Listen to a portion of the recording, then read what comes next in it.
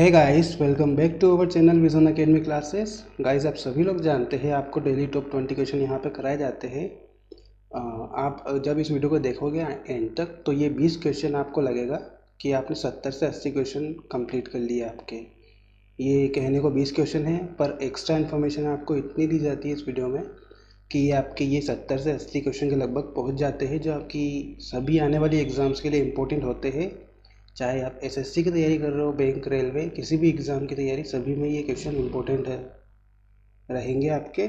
और हमारे total 11 lecture हो चुके हैं ये सीरीज़ के। इस सीरीज़ के अलावा हमने करंट अफेयर की सीरीज़ चलाई हुई है, जिसमें आपको मई, जून, जुलाई के करंट अफेयर के वीडियो बना दिए गए हैं वहाँ पे, तो वो भी आप देख लेना। और वो भी आपकी एग्ज़ाम्स के लिए इम्पोर्टेंट होते हैं। करंट अफेयर बहुत ज़्यादा पूछे जाने लग गए आजकल। और उसके अलावा स्ट्रेटेजी के भी पढ़ाया जा रहा है, जिसमें आपको बहुत सारे टॉपिक जैसे कि भारत के प्रमुख संगठन, सैन्य अभ्यास, न्यूक्लियर पावर प्लांट, अंतर्राष्ट्रीय संगठन और उनके मुख्यालय, भारत की मुद्रा, प्रधानमंत्री मुख्यमंत्री की जो ट्रिक है छोटी मोटी वो, भारत के विभिन्न पदाधिकारियों के वेतनमान आदि बहुत सारे वीडियो आपको उसमें बना दिए गए हैं, तो आप वो भी देख लेना। ठीक है गाइस, तो अगर आप चैनल पर नए हो तो सब्सक्राइब कर लेना इसे, और पास में जो बेल आइकन है उसे प्रेस कर देना ताकि आपको आने वाली वीडियो की नोटिफिकेशन मिल जाए। और अगर आपने दोस्तों के साथ शेयर नहीं किया इस वीडियो को तो शेयर कर दीजिए ताकि वो भी ये वीडियो देख पाए। तो चल शुरू करते हैं हमारा आज का वीडियो। क्वेश्चन नंबर फर्स्ट दिया हुआ है आपको, हेमेटाइट किसका एक अयस्क या खनिज है? ऑप्शन ए दिया हुआ है आपको जिंक, बी दिया हुआ है आपको आयरन, सी दिया हुआ है आपको लेड और डी दिया हुआ है आपको मैग्नीज। तो क्वेश्चन नंबर फर्स्ट का आपका आंसर हो जाएगा ऑप्शन नंबर बी, यानी कि जो हेमेटाइट है ये आयरन का एक अयस्क है। ठीक है, जो हेमेटाइट होता है इसका फॉर्मूला होता है आपका Fe2O3। ये आपका हेमेटाइट का फॉर्मूला होता है, इसे हम फेरिक ऑक्साइड बोलते हैं। फेरिक ऑक्साइड भी कहा जाता है इसे। और हेमेटाइट जो है ये फेरिक ऑक्साइड से बना एक रेडिश काला खनिज है, जो कि लोहे का सबसे महत्वपूर्ण अयस्क है। यह शुद्ध लोहे की तुलना में कठोर होता है लेकिन अधिक भंगुर होता है, यानी कि ये लोहे से कठोर तो होता है पर ये जल्दी टूट जाता है लोहे से। ठीक है, ध्यान रखना इसे। हेमेटाइट जो है ये आयरन का अयस्क है। अगले क्वेश्चन पे चलते हैं। क्वेश्चन नंबर 2 दिया हुआ है आपको, हैरी पॉटर के लेखक कौन है? ऑप्शन ए दिया हुआ आपको जेके रावलिंग, बी दिया आपको हैरिसन फोर्ड, सी दिया हुआ आपको निकोलस केज और डी दिया आपको मेल गिब्सन। तो क्वेश्चन नंबर 2 का आपका आंसर हो जाएगा ऑप्शन नंबर ए, यानी कि जो जेके रावलिंग है ये हैरी पॉटर के लेखक है। और आपको पता होगा जो हैरी पॉटर है ये, इसकी टोटल 8 सीरीज़ आपकी हॉलीवुड में बन चुकी है। हॉलीवुड मूवी है ये हैरी पॉटर, टोटल 8 सीरीज़ बन चुकी है इसकी, तो अच्छी मूवी है वो भी। तो ध्यान रखना हैरी पॉटर के जो लेखक है वो जेके रावलिंग है। ठीक है, अगला क्वेश्चन है क्वेश्चन नंबर 3 दिया हुआ है आपको, ब्रह्मांड के अध्ययन को किस नाम से जाना जाता है? ऑप्शन ए दिया आपको कॉस्मोलॉजी, बी दिया आपको एस्ट्रोलॉजी, सी दिया आपको सिस्मोलॉजी और डी दिया आपको लिम्नोलॉजी। तो क्वेश्चन नंबर 3 का आपका ऑप्शन नंबर ए सही हो जाएगा, यानी कि जो ब्रह्मांड का अध्ययन है वो कॉस्मोलॉजी में किया जाता है आपका। कॉस्मोलॉजी शब्द जो है ये ब्रह्मांड की उत्पत्ति, विकास और संभावित निर्यात का अध्ययन है। नासा के अनुसार कॉस्मोलॉजी को समूचे रूप से ब्रह्मांड की व्यापक विशेषताओं के वैज्ञानिक अध्ययन के रूप में परिभाषित किया गया है।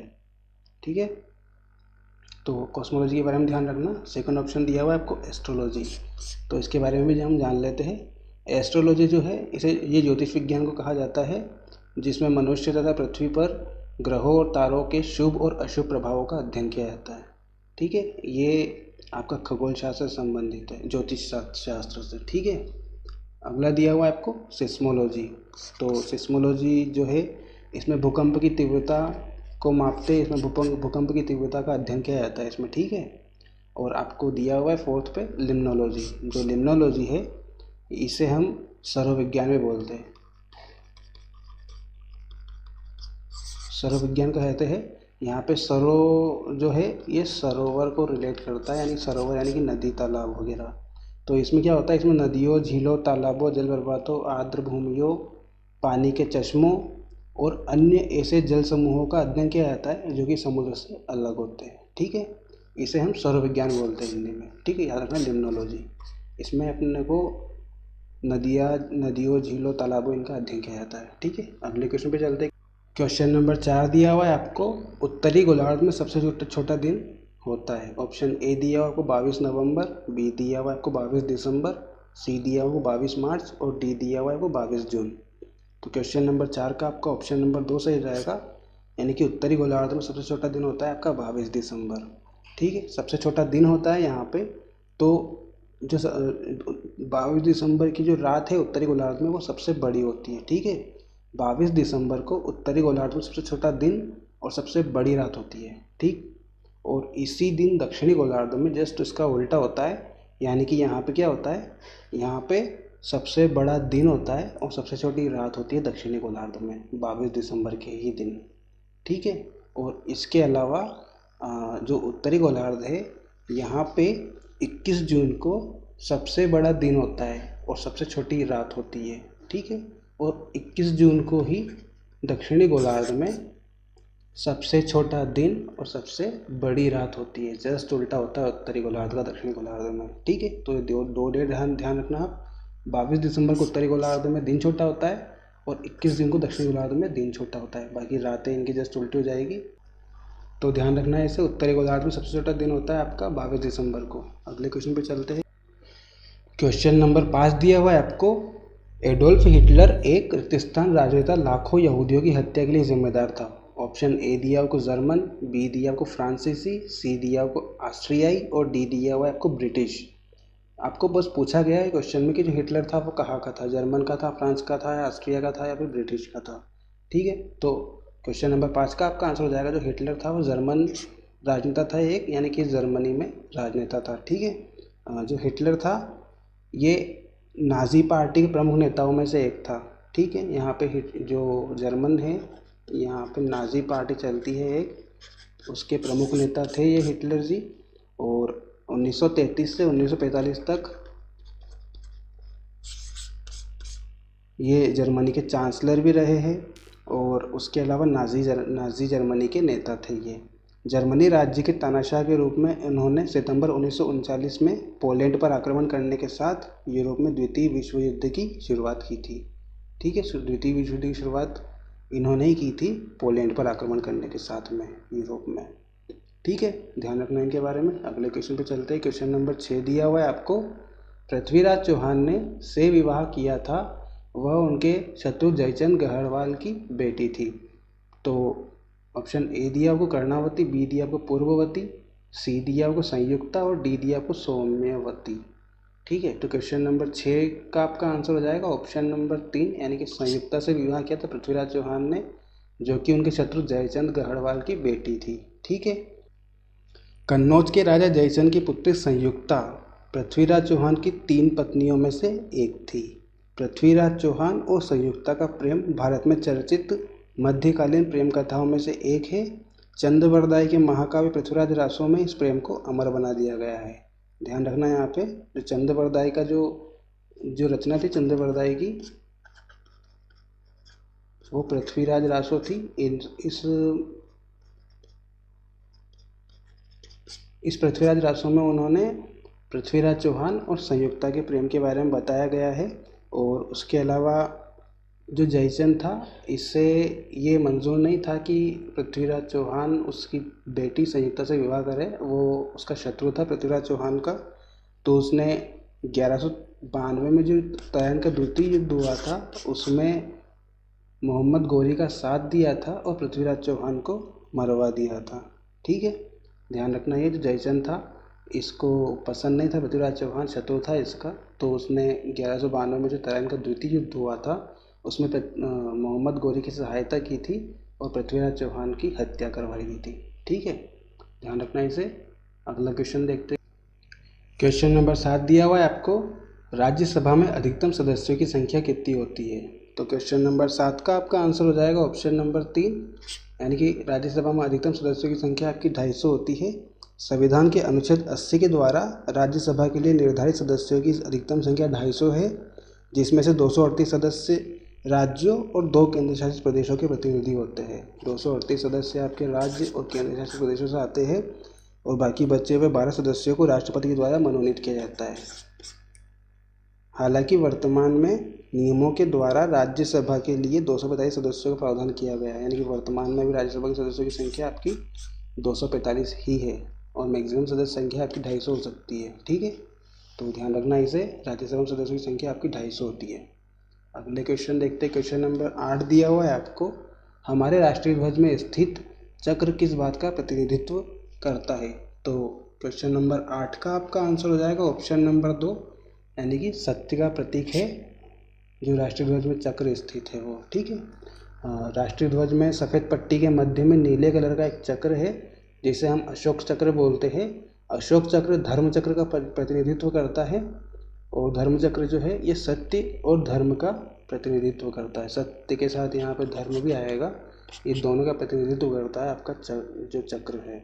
ठीक है, और ये दर्शाता है कि गति में जीवन और निष्क्रियता में मृत्यु है, यानी कि जो गतिमान है उसमें जीवन है और जो निष्क्रिय हो गया है वो मृत्यु के समान है। और तिरंगे में उसके अलावा 3 कलर और मौजूद होते हैं, आपको केसरिया, सफ़ेद, हरा।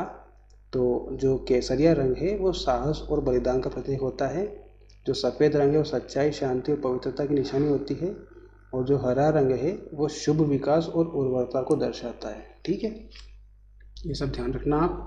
अगले क्वेश्चन पे चलते हैं। क्वेश्चन नंबर 9 दिया हुआ है आपको, 2019 का व्यास सम्मान किसने जीता है। तो क्वेश्चन नंबर 9 का आपका आंसर हो जाएगा ऑप्शन नंबर 3, यानी कि नासिरा शर्मा ने 2019 का व्यास सम्मान को जीता है। अगला क्वेश्चन देखते हैं। क्वेश्चन नंबर 10 दिया हुआ है आपको, द थर्ड पिलर पुस्तक के लेखक कौन है। तो क्वेश्चन नंबर 10 का आपका आंसर हो जाएगा ऑप्शन नंबर 3, यानी कि जो रघुराम राजन जी है ये थर्ड पिलर के पुस्तक के लेखक है आपके। जो रघुराम राजन जी थे ये भारतीय रिजर्व बैंक के 23वें गवर्नर थे। इन्होंने 4 सितंबर 2013 को सुब्बा राव के स्थान पर, सुब्बा राव की जो डॉक्टर डी सुब्बा राव जो थे उनकी सेवानिवृत्ति के बाद में पदभार संभाला था। तो कब संभाला था इन्होंने, 4 सितंबर 2013 को।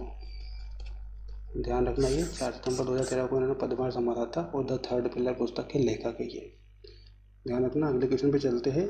क्वेश्चन नंबर 11 दिया हुआ है आपको, DNS एक नेटवर्किंग शब्द है जिसका संदर्भ रिक्त स्थान से होता है। तो ऑप्शन ए से हो जाएगा इसका 11वां का, डोमेन नेम सिस्टम होता है। DNS का फुल फॉर्म आपका डोमेन नेम सिस्टम। ये डोमेन नेम सिस्टम जो है ये इंटरनेट या प्राइवेट नेटवर्क से कनेक्टेड एक कंप्यूटर होता है। ठीक है, तो ध्यान रखना है इसे। अगले क्वेश्चन पे चलते हैं। क्वेश्चन नंबर 12 दिया हुआ है आपको, टेलीफोन एक्सचेंज का रिक्त स्थान द्वारा आविष्कार किया गया था। तो क्वेश्चन नंबर 12 का भी आपका ऑप्शन नंबर ए से हो जाएगा, यानी कि तिवादार पुस्कास के द्वारा टेलीफोन एक्सचेंज का आविष्कार किया गया था।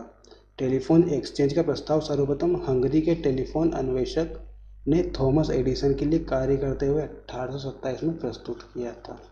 ठीक है, पहला जो प्रस्ताव था वो हंगरी के टेलीफोन अन्वेषक ने थॉमस एडिसन के लिए 1827 में प्रस्तुत किया था इसे। क्वेश्चन नंबर 13 दिया हुआ है आपको, स्कर्वी किस विटामिन की कमी के कारण होता है। तो क्वेश्चन नंबर 13 का आपका आंसर हो जाएगा ऑप्शन नंबर 3, यानी कि विटामिन सी की कमी के कारण स्कर्वी रोग होता है। जो स्कर्वी रोग होता है ये लंबी समुद्र यात्राओं का परिणाम होता है, क्योंकि जो नाविक होते हैं उनके पास में विटामिन सी की मात्रा वाला भोज्य पदार्थ मौजूद नहीं होता है, तो उनमें ये बीमारी अक्सर देखने को मिलती है, स्कर्वी नामक रोग। और ये जो स्कर्वी रोग है ये एक अनभिज्ञता, अरुचि और एलर्जी के सीमित आहार इत्यादि के कारण हो सकता है। ठीक है, और स्कर्वी जो रोग है ये वर्तमान में विकासशील देशों में ही उत्पन्न होता है, तो ध्यान रखना स्कर्वी के बारे में। विटामिन सी की कमी से होने वाला रोग है ये। क्वेश्चन नंबर 14 दिया हुआ है आपको, एक्रास सपोटा इसका वैज्ञानिक नाम है। तो क्वेश्चन नंबर 14 का आपका आंसर हो जाएगा ऑप्शन नंबर 4, यानी कि ये एक्रास सपोटा जो है ये चीकू का वैज्ञानिक नाम है। और एक्रास सपोटा के अलावा इसका एक और नाम है मैनिकेटा जेपोटा।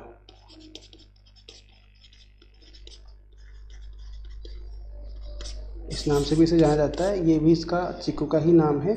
और चीकू में कैलोरी की मात्रा सर्वाधिक पाई जाती है, प्रचुर मात्रा में होती है कैलोरी की मात्रा इसमें। और इसके अलावा इसमें शर्करा, अम्ल, प्रोटीन, फिनोक्सिन, पर्णपीतकाई, एस्कॉर्बिक एसिड और आदि चीज़ें मौजूद होती है, तथा ये उपापचय रोधी गुणों से युक्त होता है। ठीक है, क्वेश्चन नंबर 15 दिया हुआ है आपको, एलोरा की गुफाएं स्थित है। तो क्वेश्चन नंबर 15 का आपका आंसर हो जाएगा ऑप्शन नंबर सी, यानी कि एलोरा की गुफाएं आपकी महाराष्ट्र राज्य में स्थित है। और ये एलोरा की गुफाएं जो है ये महाराष्ट्र राज्य के औरंगाबाद जिले में उत्तर पश्चिम में स्थित है। ठीक है, एलोरा की गुफाएं जो है ये विश्व में चट्टानों को काटकर बनाए गए सबसे बड़े मठ, मंदिर, गुफाओं में एक परिसर है और यह यूनेस्को का एक विश्व विरासत स्थल है। यह स्थल 600 से 1000 ईस्वी पूर्व में निर्मित किया गया था। इसका निर्माण हुआ था 600 से 1000 ईस्वी पूर्व में।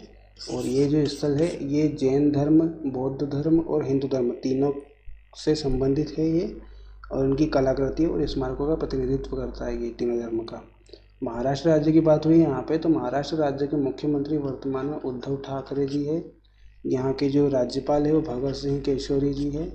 और वर्तमान में महाराष्ट्र राज्य के उच्च न्यायालय के जो मुख्य न्यायाधीश है वो इंद्रजीत मोहंती जी है। इंद्रजीत मोहंती जी यहाँ के उच्च न्यायालय के मुख्य न्यायाधीश है। महाराष्ट्र राज्य में लोकसभा की सीटों की संख्या 48 है और राज्यसभा की सीटों की संख्या आपकी 19 आती है यहाँ से। ठीक है, ध्यान रखना ये सब बातें। अगले क्वेश्चन पर चलते हैं। क्वेश्चन नंबर 16 दिया हुआ है आपको, कौन सा त्यौहार पूर्णिमा के दिन मनाया जाता है। तो क्वेश्चन नंबर 16 का आपका आंसर हो जाएगा ऑप्शन नंबर 2, यानी कि जो होली का त्यौहार होता है ये पूर्णिमा के दिन मनाया जाता है। और ये कब मनाया जाता है, जब शीत ऋतु का अंत होता है। शीत ऋतु जाती रहती है तब इसे मनाया जाता है। शीत ऋतु के अंत में इसे मनाया जाता है वसंत ऋतु के आगमन पर। ठीक है, ध्यान रखना, वसंत ऋतु के आगमन पर और शीत ऋतु के अंत में। और अधिकतर ये त्यौहार आपका मार्च महीने में मनाया जाता है, क्योंकि मार्च महीने में ही आपकी शीत ऋतु और वसंत ऋतु का आगमन प्रारंभ होता है। इस त्यौहार को भारत के अलावा आपका नेपाल देश में मनाया जाता है। नेपाल और भारत दो देशों में इस त्यौहार को सेलिब्रेट किया जाता है। ठीक है, क्वेश्चन नंबर 17 दिया हुआ है आपको, व्यापार संतुलन यानी कि बैलेंस ऑफ ट्रेड किन देशों के बीच का अंतर है। तो क्वेश्चन नंबर 17 का आपका आंसर हो जाएगा ऑप्शन नंबर 2, देश का निर्यात और आयात। क्योंकि जो व्यापार संतुलन होता है ये एक निश्चित समय अवधि में किसी देश के आयात और निर्यात का अंतर है। यह देश के भुगतान संतुलन का सबसे बड़ा घटक है। यदि किसी देश में आयात की तुलना में निर्यात अधिक होता है तो व्यापार अधिशेष कहलाता है। ये व्यापार अधिशेष कब होता है, जब किसी देश में आयात की तुलना में निर्यात अधिक होता है तो व्यापार अधिशेष कहलाता है ये। और इसके विपरीत यदि किसी देश में निर्यात की तुलना में आयात अधिक होता है तो इसे व्यापार घाटा बोलते हैं। दोनों चीज़ें ध्यान रखना, व्यापार घाटा कब होता है, जब किसी देश में निर्यात की तुलना में आयात अधिक होता है। और व्यापार अधिशेष कब होता है, जब किसी देश में आयात की तुलना में निर्यात अधिक होता है। तो ये दोनों फैक्ट आपको याद रखना है, एग्जाम में पूछे जा सकते हैं, इंपॉर्टेंट है ये। और व्यापार संतुलन का ध्यान रखना, ये देश में आयात और निर्यात के बीच का अंतर होता है व्यापार संतुलन। ठीक है, अगले क्वेश्चन पे चलते हैं। क्वेश्चन नंबर 18 दिया हुआ है आपको, निम्नलिखित में से कौन सी गैस यदि वातावरण में हो तो अपने गंध के कारण पहचानी जाती है। तो क्वेश्चन नंबर 18 का आपका ऑप्शन नंबर 2 से हो जाएगा, कि सल्फर डाइऑक्साइड जो है ये यदि वातावरण में मौजूद होती है तो इसे अपने गंध के द्वारा पहचाना जा सकता है। सल्फर डाइऑक्साइड का सूत्र होता है आपका SO2। ये बहुत ही तीक्ष्ण गंध के साथ एक रंगहीन गैस होती है। नाक के द्वारा सूंघकर तीक्ष्ण गंध का पता लगाया जा सकता है। इसकी जो गंध होती है वो माचिस की तीली को जलाने पर आने वाली गंध के समान होती है, तो इसे पहचाना जा सकता है।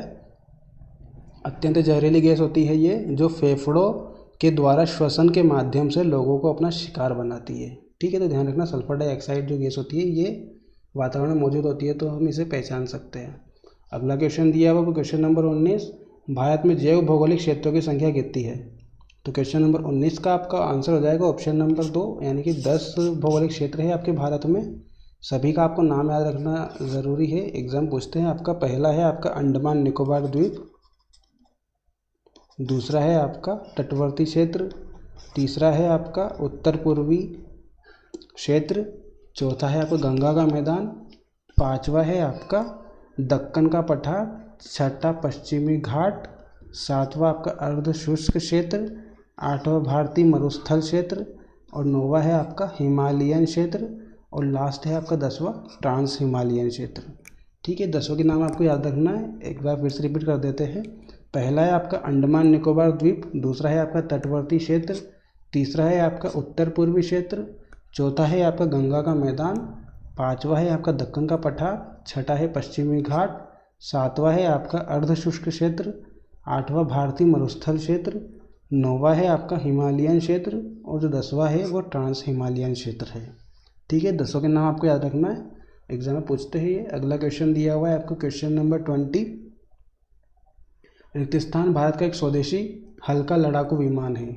तो क्वेश्चन नंबर 20 का आपका आंसर हो जाएगा ऑप्शन नंबर 3, यानी कि जो तेजस है ये भारत का स्वदेशी हल्का लड़ाकू विमान है। ठीक है, एरोनॉटिकल डेवलपमेंट एजेंसी और Hindustan aeronautics limited, Hindustan aeronautics limited जो थी HAL, इन दोनों ने मिलके भारतीय वायुसेना और भारतीय नौसेना के लिए एक सीट एक जेट इंजन वाला तेजस युद्ध कौशल में निपुण और एक भारतीय वायुयान है। यह हल्का लड़ाकू विमान है जिसका नामकरण तत्कालीन प्रधानमंत्री अटल बिहारी वाजपेयी द्वारा 2003 में किया गया था।